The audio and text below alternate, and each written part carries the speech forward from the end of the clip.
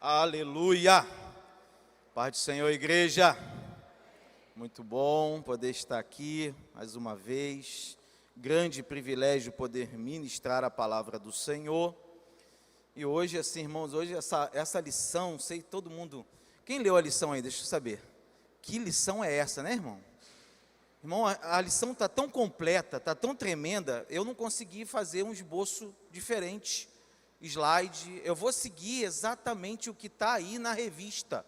Eu até quero saber se tem alguém ainda que não tem a revista. Tem alguém que não tem? Se alguém não tem e quer, eu vou pedir um obreiro que leve a revista para você, tá? Se tem alguém aí que ainda não tem a revista e quer a revista, mantenha a sua mão de pé um pouquinho, que um obreiro vai levar a revista até você, e aí você pode pagar no cartão, você vê aí com o obreiro, porque, meu irmão, essa revista está fenomenal. A lição de hoje é de abalar as estruturas de qualquer pessoa. Eu li várias vezes e tenho certeza que Deus vai falar ao seu coração por meio dessa lição. Antes de ministrar, eu quero fazer apenas 2 anúncios. O primeiro anúncio é sobre a Faculdade Vitória em Cristo, né? O curso livre de teologia está assim maravilhoso. Essa semana que passou nós tivemos uma aula de ministério de jovens com o pastor Samuel do Amor, foi tremenda, que aula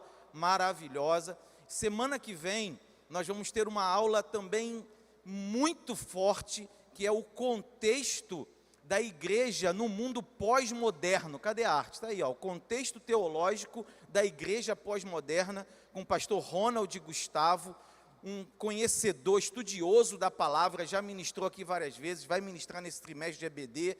Então, se você ainda não é aluno e você quer aprender mais sobre a igreja, sobre a palavra, dá tempo de você entrar no curso. Entra no faculdadevitoriaemcristo.org e se cadastra. Na outra semana, sem ser essa agora, a outra semana, nós vamos ter uma aula super especial, coloca aí para mim, conversei com o pastor Silas, vai ser uma aula da pastora Elisete, sobre psicologia na igreja, e essa aula em particular, nós vamos deixá-la aberta e gratuita. Então, para a aula da pastora Elisete, que vai ser nos dias 29 aqui na Taquara, nosso privilégio é imenso, além da sede, nós somos a única filial que tem aula presencial. No dia 29 vai ser aqui na Taquara e no dia 30 vai ser lá na sede. Nessa aula eu queria que você, além de vir, você convidasse alguém para participar, tá? Tanto quem já é aluno aqui do curso, se você não é aluno, anota aí na sua agenda, anota aí na revista, dia 29 de abril, essa aula vai ser aberta e gratuita para toda a igreja e para qualquer pessoa. A nossa pastora sobre psicologia na igreja, um tempo em que as pessoas estão precisando aprender mais sobre a mente humana, sobre as emoções. Nossa pastora é psicóloga e vai estar ministrando sobre isso aqui.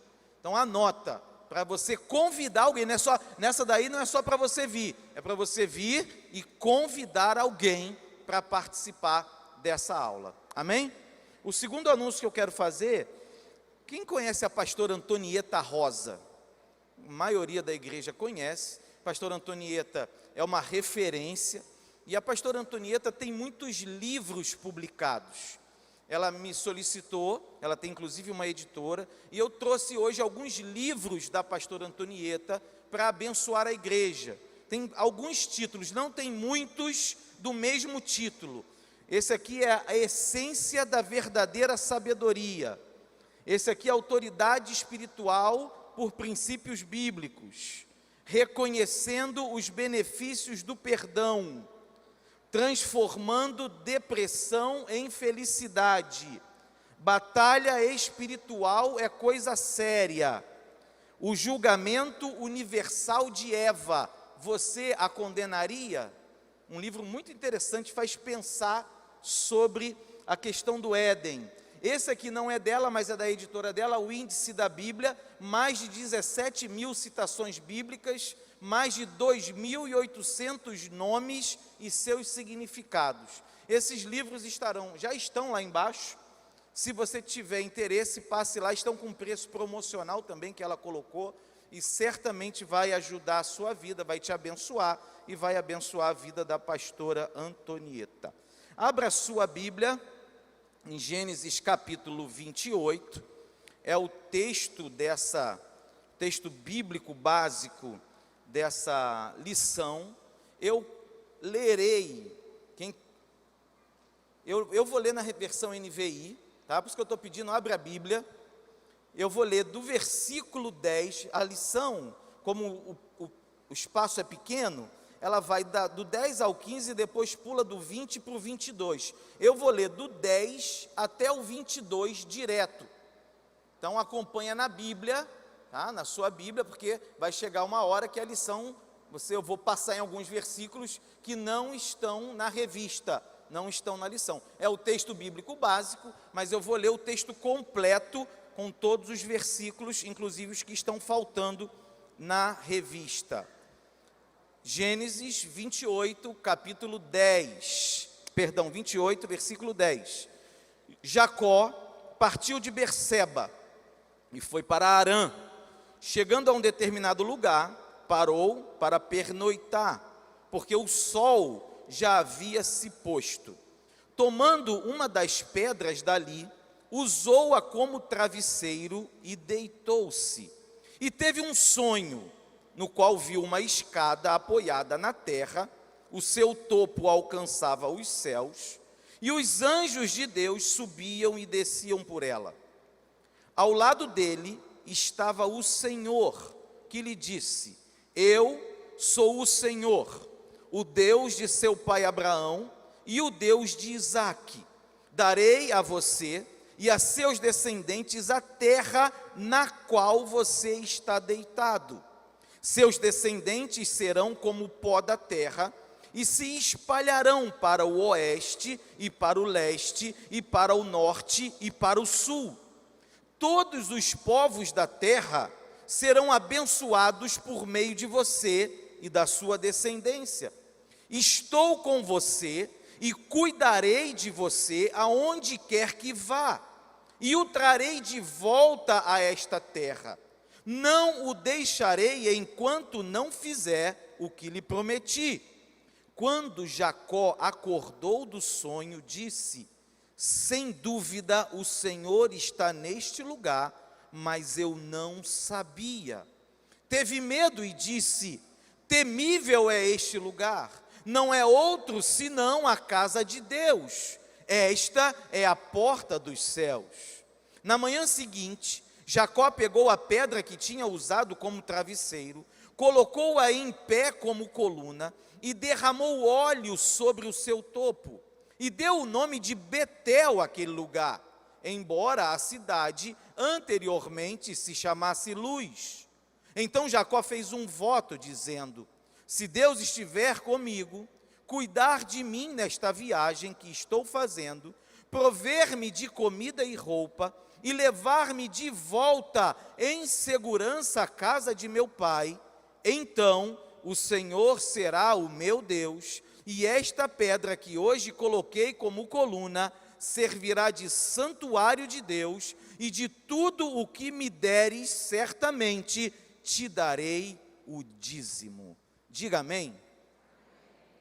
A lição de hoje tem como título: Uma família como a sua, um Deus como nenhum outro. E ela fala de uma situação problemática e da ação de Deus sobre os problemas da família. Ela faz referência exatamente a Jacó e a um momento talvez mais difícil, não o mais tenso, mas o mais difícil da sua vida. Se você voltar um capítulo e ler o capítulo 27 de Gênesis, é um capítulo muito triste. É um capítulo em que Rebeca orienta Jacó a enganar seu pai. Orienta Jacó a enganar seu pai Isaque. Isaque já está velho e chega a hora de abençoar os seus filhos. E a gente sabe que na cultura judaica, assim como nos povos antigos, a bênção da primogenitura dava uma autoridade superior ao filho mais velho. Tanto que Jacó, querendo cumprir aquilo que Deus já havia profetizado desde o ventre da sua mãe, compra do seu irmão o direito da primogenitura, mas não adiantava ele ter o direito da primogenitura sem a bênção da primogenitura. E aí Rebeca orienta Jacó a enganar seu pai, a colocar as vestes do seu irmão, a fazer o guisado e se fazer passar por Esaú para receber a bênção. Isso tudo acontece no capítulo de número 27. E, irmãos, a grande verdade é que quando tomamos decisões erradas, quando praticamos atitudes que não estão de acordo com a vontade de Deus, com a sua palavra, com os seus princípios, com a sua moral, nós acabamos colhendo vários problemas. E isso aconteceu na família de Jacó, aconteceu na família de Rebeca. Por quê? Depois que Esaú fica sabendo que Jacó roubou, porque aí ele roubou mesmo a sua bênção da primogenitura, ele simplesmente jura Jacó de morte. Então, dentro de uma casa, dentro de uma família, os dois irmãos agora estão em tal discordância, dois irmãos gêmeos, pensa nisso, em tal discordância, que um irmão jura o outro de morte, por causa de um erro, de uma orientação da mãe. E Jacó tem que ir embora. Quando Rebeca fica sabendo, fala para ele, foge, vai para a casa do seu tio, fica lá até tudo acalmar, para você poder voltar. Só que a grande verdade é que Rebeca, depois disso, nunca mais vê o seu filho querido. Jacó era o preferido da mãe, Esaú era o preferido do pai. Depois que acontece isso, Rebeca vai morrer sem ver o filho novamente. E o filho nunca mais viu a sua mãe novamente. O encontro de Jacó com Esaú, eu acredito que é o momento mais tenso da vida de Jacó. Quando ele volta da casa de Labão e vai fazer as pazes, é o val de Jaboque. É a hora em que ele luta com Deus, Deus fere a sua coxa. É o momento mais tenso, mais difícil no sentido de vencer aquela batalha. Então a gente precisa, a primeira lição para nós hoje a gente tem que ter muito cuidado com as nossas atitudes, as nossas decisões, para que não venhamos a colher problemas sérios na nossa família. E a lição, ela vai tratar do momento em que Jacó vai embora da casa do seu pai, da sua mãe, ele está sozinho, ele vai para um deserto e ele vai ter o seu primeiro encontro pessoal com Deus. A revista, vamos para a revista? Eu vou inverter os tópicos, porque eu acho que o 1.2 vem antes do 1.1. Isso é coisa de professor, né, irmão? Então, eu li a revista várias vezes e, na minha análise, o 1.2 devia ser 1.1 e o 1.1 devia ser 1.2.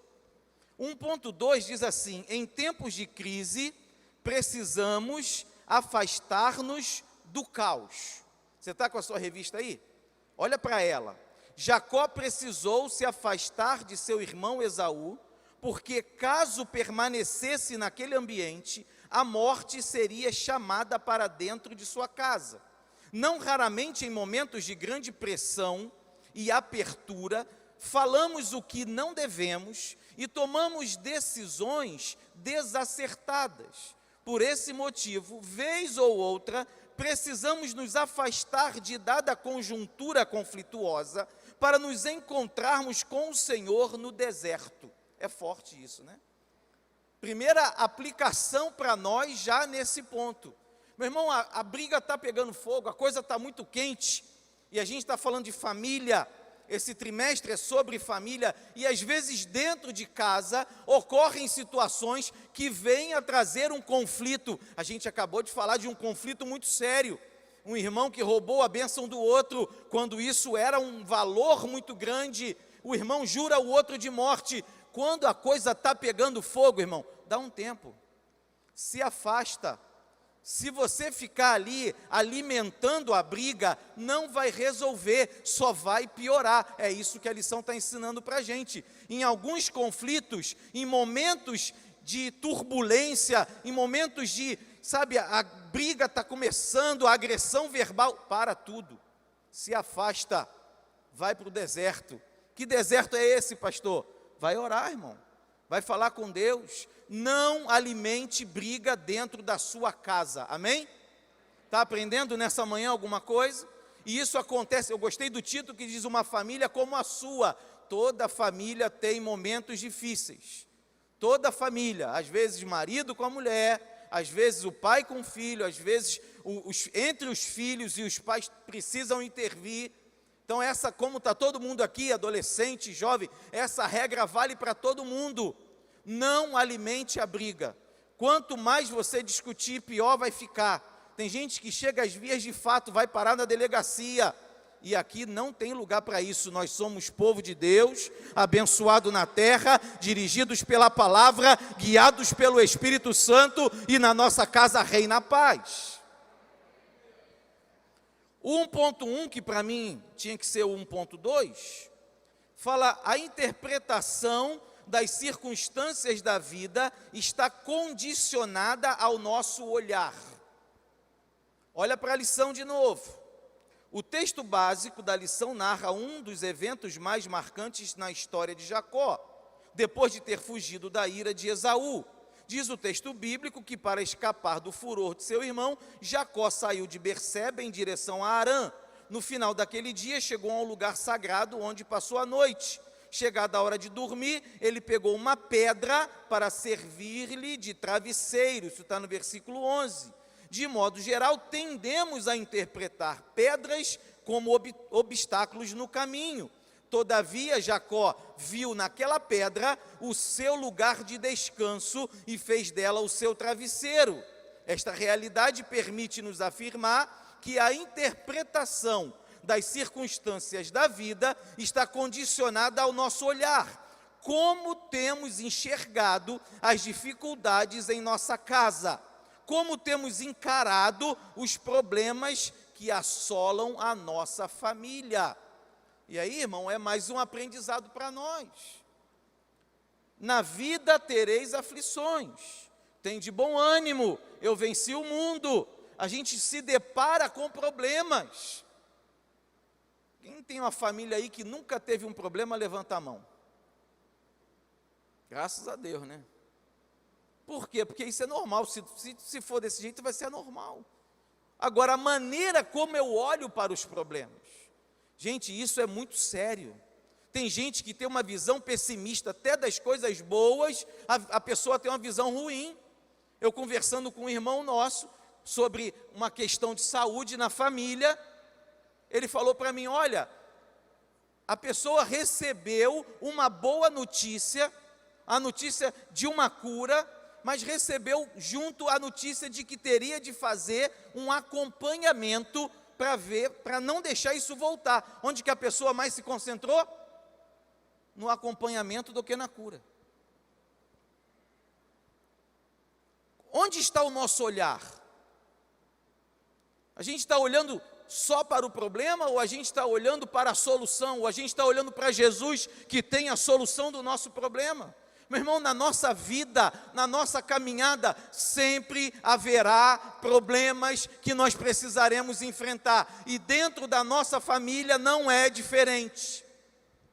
A gente vai discordar, a gente vai achar que é de um jeito, outro vai achar que é de outro. Em relação de pai e filho, o filho acha que é de um jeito, o pai acha que é de outro. E aí eu vou dar só um recado para os filhos, né? Eu sou pai de 3, um de 19, uma de 15 e uma de que faz 10 terça-feira. Não posso mais falar que ela tem 9 não, irmão. Tem que falar que ela faz 10 terça-feira. Vou falar para os filhos agora, adolescentes. Os pais já passaram por situações que vocês estão vivendo hoje. É por isso que os pais têm uma visão mais ampla. Tem filho que não consegue entender isso. Ele acha que o que ele enxerga é a verdade absoluta na vida. para você pode até ser, mas para o seu pai, para a sua mãe, eles já passaram por isso, eles já viveram isso, às vezes já erraram nisso e não querem que você erre também. Então ouça o conselho do seu pai e da sua mãe.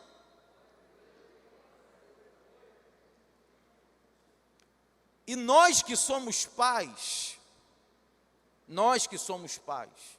precisamos observar nossos filhos, porque eu tenho aprendido isso, irmão, os filhos são diferentes, cada um tem uma personalidade, cada um tem um jeito de agir, um jeito de ser, e às vezes aquilo que nós não queremos que haja na vida dos nossos filhos, ou no temperamento, ou no procedimento, nós temos que corrigir porque somos pais.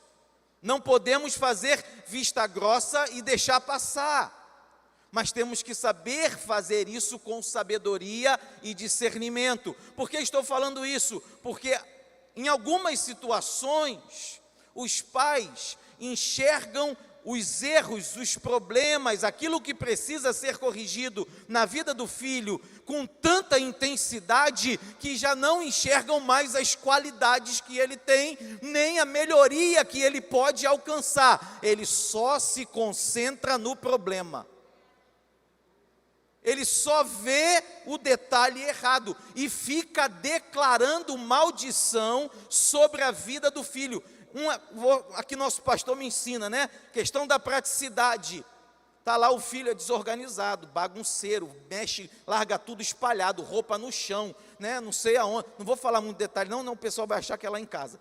Então, está tudo lá aquela bagunça, aí a mãe chega, o pai chega, você é um bagunceiro, você é um desorganizado, você não bota nada no lugar. O que você está declarando sobre a vida do filho?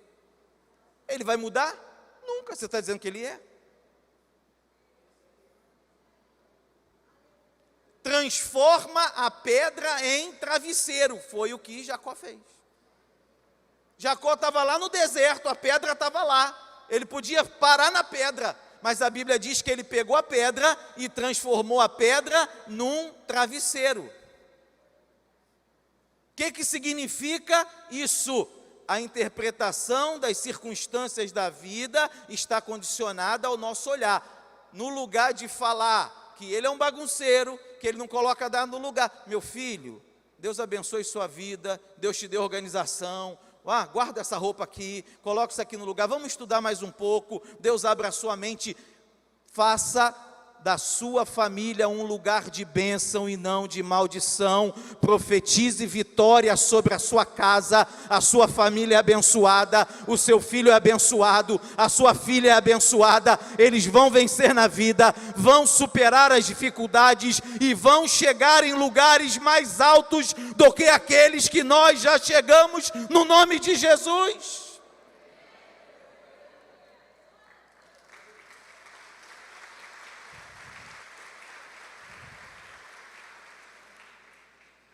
No 1.1.1, eu não sei na revista do aluno, na revista do aluno tem o quadrinho marrom ou azul? É o azul?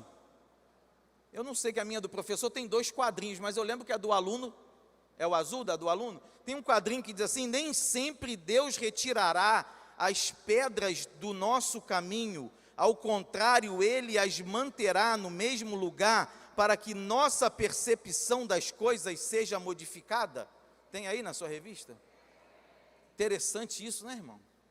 Deus permite a pedra no caminho para que haja transformação em mim, para que eu amadureça, para que eu possa melhorar o meu procedimento. Tem alguém que não precisa melhorar? Todo mundo precisa melhorar.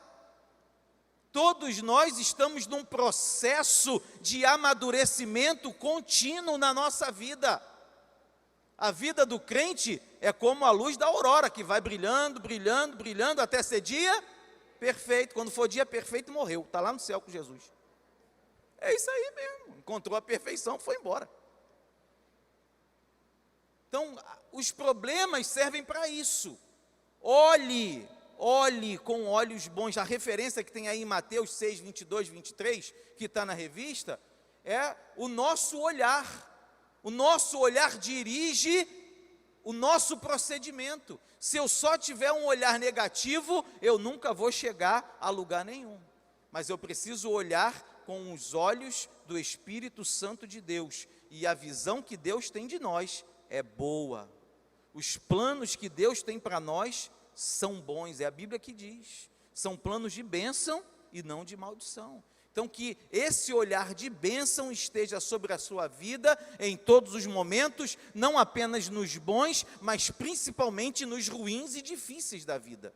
Porque quando está tudo bem é fácil, está tudo tranquilo. Agora, quando vem o conflito, quando vem a batalha, a nossa tendência pecaminosa é descambar para a maldição. Mas somos instruídos na escola dominical pela palavra a não permitir que isso aconteça e a dirigir a nossa vida segundo aquilo que Deus estabeleceu para nós. 1.3. Mesmo no deserto precisamos descansar em Deus, cientes de que Ele age no sobrenatural. Vou ler a lição, pega aí. A lógica humana não toca a sublime mente eterna. Que frase linda. Às vezes, Deus não interrompe o fluxo do que nos faz sofrer para nos revelar sua imensurável graça. Ele usa o sofrimento para operar milagres em nossa vida. Ele usa a dor para nos aproximar daqueles a quem tanto amamos. Jacó no deserto repousou sobre uma pedra. Naquele momento de descanso, algo sobrenatural aconteceu. O Senhor revelou-se ao seu servo por meio de um sonho. Quão grande é o amor e o cuidado de Deus! Afinal, quem pode sonhar no ermo, sobretudo com a cabeça repousada sobre uma pedra? Este episódio da vida de Jacó nos faz entender que somente quando, de fato e em verdade, descansamos no Senhor, as pedras transformam-se em travesseiros e podemos sonhar. Todo aquele que sossega a alma nos braços do Pai, ouve a sua voz. Diga glória a Deus, irmão. Que coisa maravilhosa é essa? A coisa está tensa, está difícil, está turbulenta, ou você está num momento de angústia. Todo mundo passa isso, irmão. Todo mundo passa por um dia em que você está mais abatido por causa das situações, por causa dos problemas, sejam financeiros, emocionais, às vezes até espirituais, uma luta sua com você mesmo em busca de um aperfeiçoamento, de uma libertação, de servir a Deus como Deus quer, como a palavra dele ensina, e você está naquela batalha espiritual. Sabe o que você faz? Descansa no Senhor. Deita a sua cabeça sobre essa pedra, deixa Deus se revelar a você. O nosso Deus está conosco o tempo inteiro, Ele não nos deixa. Uma vez eu ouvi alguém falar que quando nós pecamos, Deus se afasta de nós, mas não é isso que a Bíblia ensina. Quando nós pecamos, a Bíblia diz que o Espírito Santo vem nos convencer do nosso pecado, da justiça de Deus, do juízo que virá, porque Deus não nos deixa, Ele nos chama de volta para o reino do Filho do seu amor. Então não ache que Deus está longe de você, Deus está perto de você em todas as circunstâncias. É necessário descansar no Senhor para ouvir a sua voz. Lembra de Marta e Maria? Marta tão agitada com as coisas, foi reclamar com o Senhor, e Jesus disse para ela: Maria escolheu a melhor parte, e isso não lhe será tirado. Por quê? Porque o que nós mais precisamos fazer é descansar no Senhor. Jacó estava no deserto, fugindo da casa do seu pai, jurado de morte pelo seu irmão, sozinho. Imagina isso, à noite, porque ele já ia descansar, já ia dormir. Colocou a cabeça numa pedra, descansou sobre aquela pedra, e sabe o que aconteceu? Deus o visitou em sonho. É assim, irmão. Deus o visitou em sonho, e Deus se revela a ele. Olha aí na sua revista 1.3.1, no sonho, o filho de Isaque viu céu e terra interligados. Esta é possivelmente uma das mais belas mensagens contidas na visão de Jacó. Era como se Deus dissesse a ele: ainda que você esteja sofrendo em um grande deserto, eu estarei com você. Toma posse disso para a sua vida, irmão. Toma posse disso para a sua casa. Não importa o que você esteja vivendo, não importa o momento da sua vida. Pode ser um deserto, você pode estar sozinho, pode estar à noite, você pode estar abalado, você pode estar triste, mas Deus está contigo em toda e qualquer circunstância, em todo e qualquer lugar, e Ele se revela a você na palavra, em sonho, no seu pensamento, na sua oração. Deus fala contigo que Ele está com você. Lindo demais isso, irmão, porque durante a vida, eu tenho certeza que você também já passou por isso. Eu tenho certeza que você também já passou por momentos em que você se sentiu só. Não vou nem pedir para levantar a mão. Certamente, todo mundo passa por isso. Todo mundo passa, às vezes você está enfrentando uma luta, irmão, uma batalha interior, você com você mesmo. E o inimigo trabalha nisso, irmão. O inimigo, ele vem nas brechas que a gente deixa, porque nós somos cristãos. E no cristão, o inimigo não toca. Somos guardados pelo Senhor, diz a sua palavra. Nada acontece conosco sem a permissão de Deus. É só ler a história de Jó que você vai entender. Mas às vezes nós damos legalidade ao inimigo. Nós abrimos brechas na nossa vida. Sabe, deixa ali só uma portinha entreaberta, ele não perde tempo, ele entra. E quando ele entra, ele vem para roubar, matar e destruir. E às vezes ele vem roubar a esperança, vem roubar a fé, vem matar a alegria, vem, sabe, destruir o ânimo. Se você se sentir assim algum dia, se o inimigo tentar roubar a sua fé, tentar te paralisar, faça isso que a palavra de Deus nos ensina hoje. Coloca a sua cabeça sobre essa pedra. Ora, descansa no Senhor e tenha certeza que Deus está contigo e Ele vai se revelar a você e vai te dar ânimo e vai te fazer promessa para você seguir em frente na sua caminhada. E aí eu entro no ponto 2, né? O 1.3.2 fala Deus, os anjos e nós, mas está dentro desse contexto da revelação de Deus, da presença de Deus. O tópico 2 da revista fala o encontro com Deus. O homem a quem Deus se revela, seja de que modo for, jamais será o mesmo, depois de tê-lo conhecido pessoalmente. O 2.1, o encontro com Deus faz manter viva a nossa esperança. Estou lendo a revista. De geração em geração, sonhos foram sendo plantados no coração de Jacó. E no deserto, ele ouviu a voz do Senhor, dando-lhe garantias de sua bênção e proteção. A vida é feita de sonhos. Para subsistir nesse mundo, a família precisa ter ideais. Os pais precisam gerar em casa sonhos em seus filhos. Os maridos precisam regar o coração de sua esposa com sonhos. Mantenha essa escada que liga céus e terra de pé o tempo todo. Não perca essa conexão.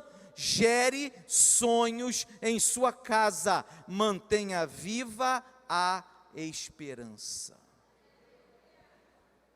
Só ler essa revista já era mais que suficiente. Meu Deus do céu.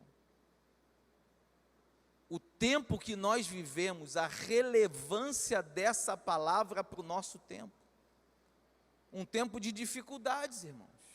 Um tempo de lutas, um tempo em que estamos sendo oprimidos por uma situação, por um contexto que temos vivido hoje.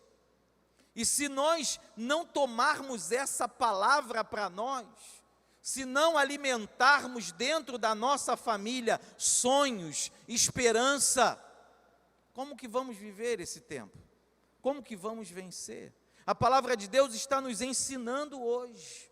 Deus tem promessas, Deus tem planos para a nossa vida, Deus tem projetos para a sua família, e a nossa família não vai sucumbir. Nós vamos vencer esse tempo difícil, vamos atravessar essa batalha e vamos ser vitoriosos lá na frente. A nossa família vai prosperar, a nossa família vai crescer, os nossos filhos vão alcançar e Deus vai nos abençoar a cada dia, cumprindo na nossa vida os planos que Ele tem.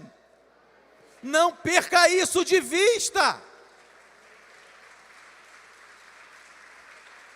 Não permita que o contexto venha abafar Deus dentro da sua casa.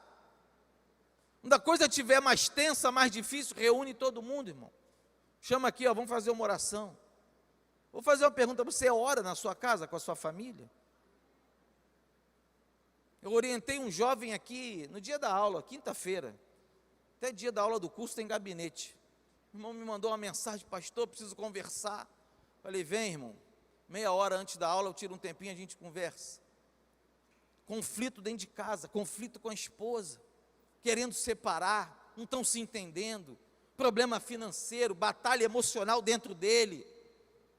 Orientei, falei de emoções, e falei para ele, você ora com a sua esposa? Ele falou, não, pastor, eu oro e ela ora. Família tem que orar junto, irmão. Quando você chegar em casa hoje, junta todo mundo lá na sala. Não precisa ser oração, né, do fogo e vai rodar. E se vier, glória a Deus, deixa rolar. Mas faz uma oração junto. Você tem filho adolescente? Fala para ele orar. Deixa ele expressar em oração, deixa ele falar. Deixa a esposa orar também. A oração nos une como família, e une a nossa família a Deus. A oração é algo tão tremendo, que até a ciência já tem se debruçado sobre os efeitos da oração. É tão incontestável, que os cientistas agora estão dizendo que a oração tem um efeito sobrenatural. Só eles que não sabiam, né? A gente já sabia há muito tempo. Sobre os pacientes, Por quê, irmão? Porque é bíblico. Porque o Criador colocou no manual de instruções. Reanima a sua família. Ative a esperança da sua família.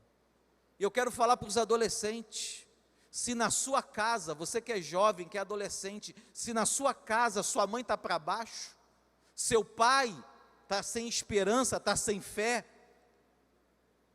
seja canal de Deus dentro da sua casa, na vida dos seus pais. Eu conheço famílias que aceitaram a Cristo por causa de adolescentes. Deus chama adolescente e chama criança, irmão. Deus chama, e por meio de uma criança, de um adolescente, uma família é salva, uma família é transformada.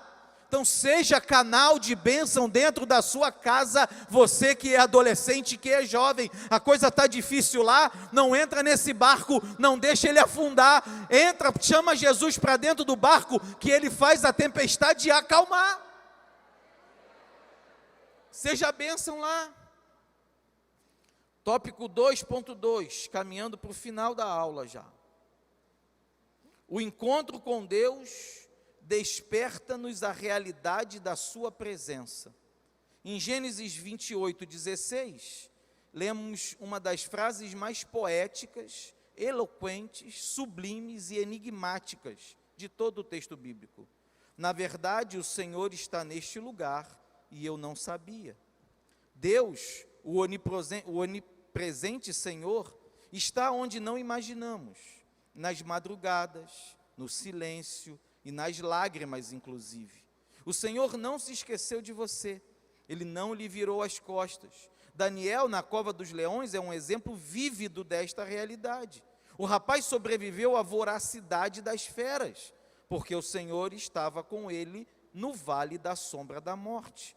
Deus habita a nossa casa, Ele habita nossas dores, Ele está no nosso grito e no nosso sofrimento.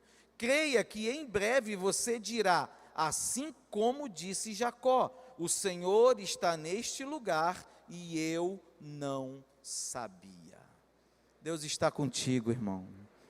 E se você não sabia, fica sabendo agora. Deus está contigo quando você deita na sua cama.